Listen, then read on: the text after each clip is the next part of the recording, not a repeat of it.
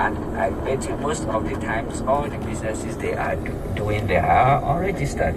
And whatever comes out of it goes out of this place unnoticed. All right, let's take this call. Hello, good morning. Okay, I don't know what's happening with the phone lines, but you could still try. We're having a more homely perspective to illicit financial flows today. How it affects you, how it affects me, how it affects every one of us. And still back to the multi-sectoral approach we're having right here. In what ways would you say these illicit activities interact with the Nigerian economy and how they get to impede meaningful development? Yeah, it impedes meaningful development in a lot of ways. Just of recent, it was on the news, a particular company, it's a public information, MTN, was arguing with the government whether they have paid their taxes or not. And you are not talking about some little money, you are talking about over $2 billion. And we are owing. This is just one company. So you now think about if there are 10 of their likes, how much we have been losing. So however you look at it, the country is losing a lot while we were supposed to have a lot. And what effect does it have? Permit me, I have this bias on the people that, so to say, don't have a voice, so to say, can't go to court, can't challenge that policeman who the, in quotes, revenue officers come with to brutalize them, lock their shops, close, destroy what they are selling, because the government needs to generate money from them. At the end of the day, you see that many businesses are being closed down, and that is increasing the extent of crime, is increasing poverty, is increasing inequality in the society. Hello, good morning. Good morning, how are you? Very well, thank you. Yeah, good morning, resource person there.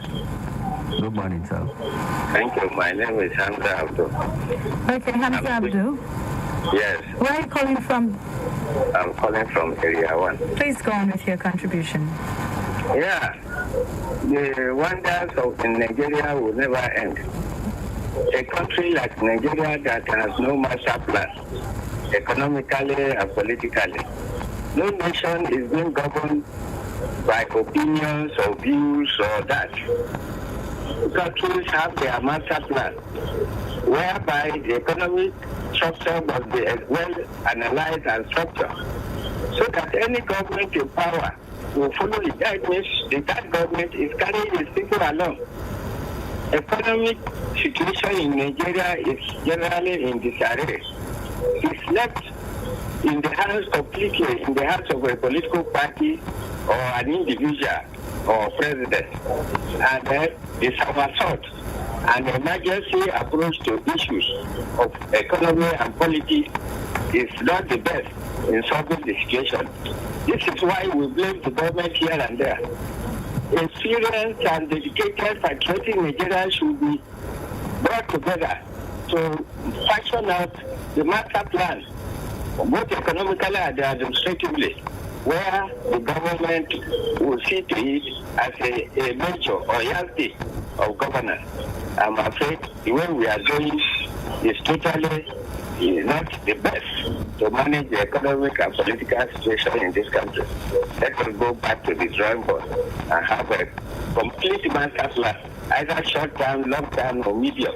That is the way out. Otherwise, the place will still be going to the Mr. President. Good morning. Thank you very much, Hamza Abdul, for your contribution this morning. Good morning, and you too could still be part of the program. Call the studio lines and be part of the program this morning, or drop a message on WhatsApp with your full name and where you're sending the message from. The WhatsApp number is 080-8524-9393. The other portal, the SMS, 3353. Drop a message down there and we will definitely react to your message and what you have to say.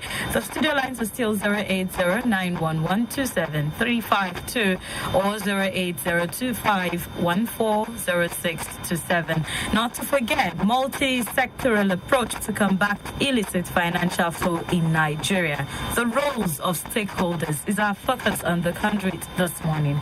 Okay, we still have Chinedu Basi right here in the studio. Do you want to react to what Hamza Abdul said? I actually really need to react to that. Yeah. Thank you, Mr. Hamza, for your contribution. But also, I just permit me to disagree. The country have always had an economic plan. Right from when I was a child, I've always heard of programs. You have the Operation Feed the Nation, all those things, and of recent you have the Vision 2020. Currently, there is the Economic Recovery and Growth Plan. Those are all economic master plans that the country, we are good at policies. We if it is about policies, we have them. But the problem is who is implementing, who is adhering to these things. When you pick up these documents, you wonder why things happen the way it happens economically in Nigeria, because it's something that you can talk about and feel like, okay, if we follow this, then we are fine. But like he said, economically and administratively, two of them need to go hand in hand, because a structure or a system must be manned by a personnel who will still bow down to that individual who is responsible to say yes or no to a situation when the need arises. So it's not about the plan. We have those plans, but implementation and strict adherence and compliance to have the full-fledged power of the law to do whatever they need to do to stop all this. They have the mandate, they have the power, they have the support of the Constitution, they have the law backing them up to act. They don't need to, they are not handicapped in a way. Every structure in the country that has a law backing, it's all powerful, kind of. But how much are they living up to their expectations is another question. All right, so we'll take another break right here. And once we come back, the Conduit still continues.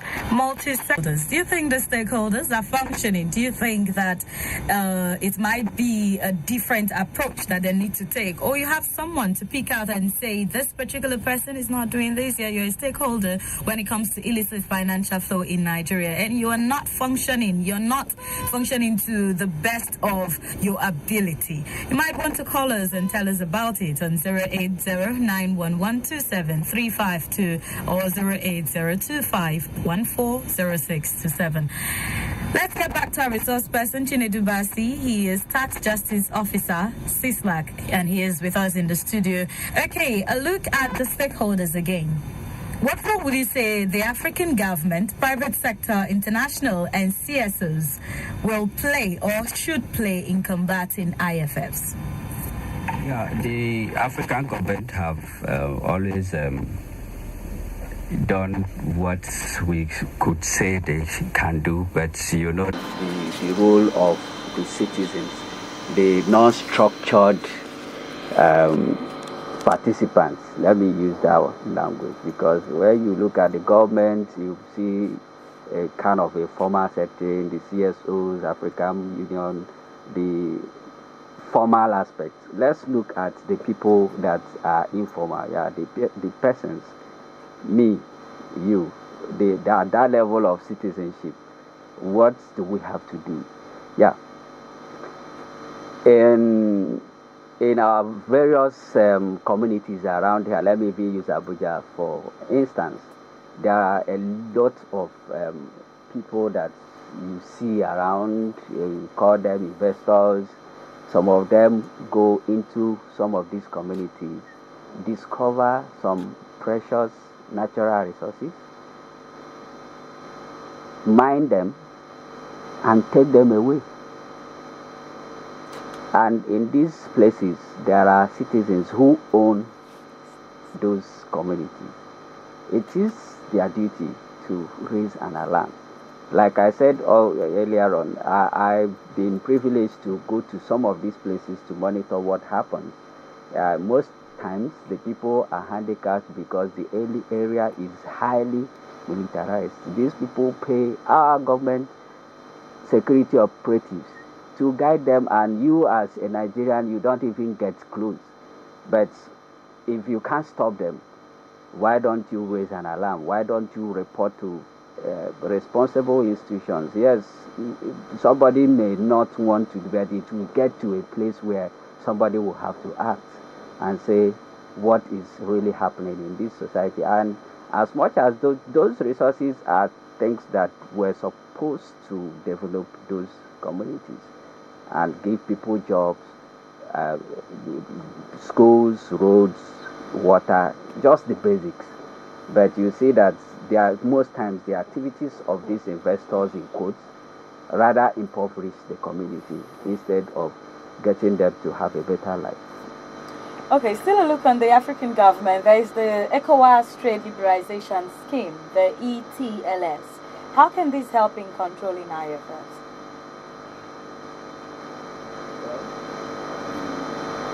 It can help, but there are also contrary opinion in different quarters that all in itself will help most of these multinationals to be able to move these resources around the way they like, unnoticed, because you already have a free border that I can put my company here in Nigeria and mine all the resources from Ghana, and it crosses the border without me paying anything to them. And these companies here, you cannot report that so raw material was taken out of this place. So it's neither there nor here. So at the end of the day, those resources are being lost either to this country, the home, or the host, whichever one that. So, but of a truth, such strategy was put in place to make sure that we are watching each other's back. That's the major essence of setting up such. But you know that the people that are in business are first of all interested in profit. So they look at the loopholes that exist in such strategies to make it worse. If there is nobody that is really on top of their game to make sure that they monitor the implementation of these strategies, then it becomes a free ride for losses. And then, since we're still focusing on the multi-sectoral approach, what would you say the Nigerian government should actually make new laws regarding the country's tax system in mitigating IFS? Really? Okay. Have been doing a lot. The VADs, you know about, so they have been doing a lot. And of recent, if you get to the news every day, they have been sealing so many very prominent institutions who allegedly are not remitting or not paying their taxes promptly. We have good laws. In fact, the new tax policy that was that kicked off implementation early last year is good one enough. Yes, someone would say that it's still not at par with the extant tax laws that are in place, but I believe that we have enough strategy or framework in place to get our acts together. But let me also, not to indict anybody anyway, but you know that how FIRS work, they have sectors where they have incentives of collecting taxes on. Those other sectors that they don't have incentives on, they don't really go too hard on them, because it's more like, so what do you have to gain about it? You take the risk. At the end of the day, nothing, so to say, comes out of it. So I think that incentive that they have in collecting taxes and making sure that people remit what is due to the government. Let it spread across. That's for me how I have made me see FIRS work so much to make sure that people pay their taxes. But when you look at especially the oil and gas sector, where they don't have that incentives, that is where most of this rot is happening. To perpetrate. Okay, what other networks and drivers would you say get to allow illicit activities to flourish in the Nigerian economy? Other networks and drivers that you would say allow illicit activities to flourish in Nigerian economy? Basically, our financial institutions. If I should give a scale, maybe I will rank them highest. Because yes, people take fiscal cash out, but it will not be as much as it passes through our financial institutions.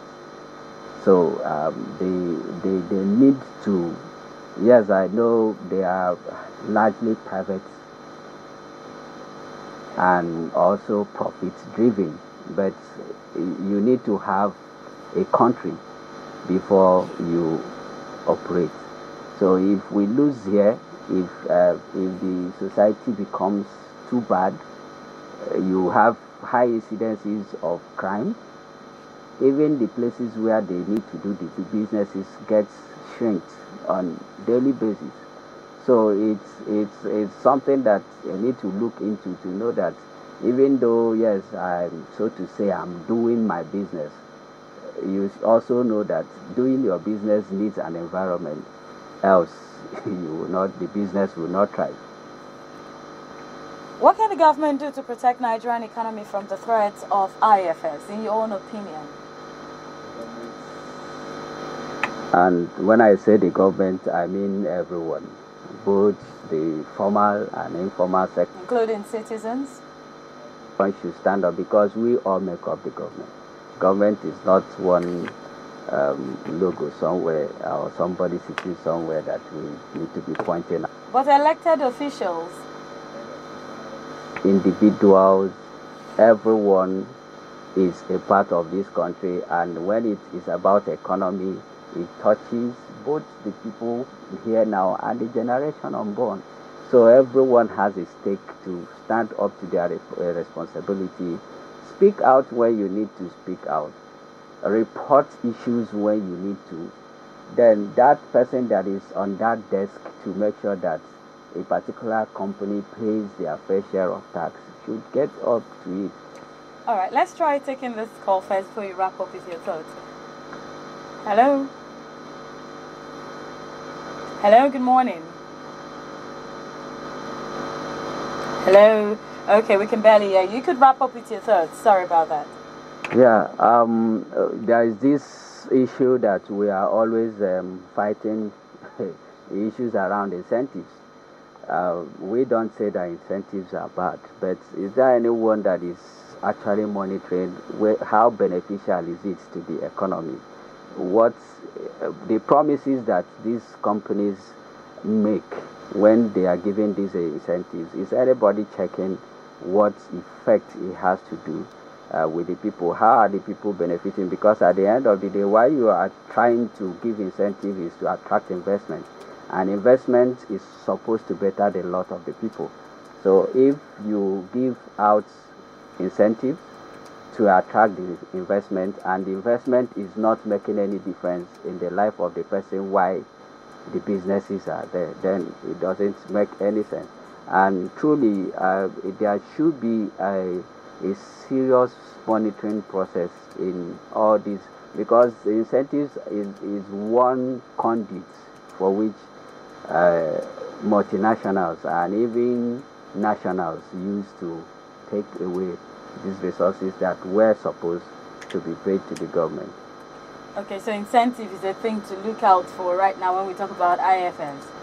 Okay, you've heard from our Tax Justice Officer, CISLAC, that's the Civil Society Legislative Advocacy Network, Chinedu Bassett. It's so good having you on the country today. All right, and today on the Conduit, we have been discussing multi-sectoral approach to combat illicit financial flow in Nigeria, the roles of stakeholders. And he has mentioned that you and I are also stakeholders when it comes to illicit financial flow in Nigeria. So good to having you right here on the program. My name is Omleha Ode, and the Conduit will return your way next week, Thursday, 9 a.m. Good morning. They say Nigeria is too rich to be poor and too poor to be rich. Why has the country stagnated on the path towards development? Listen.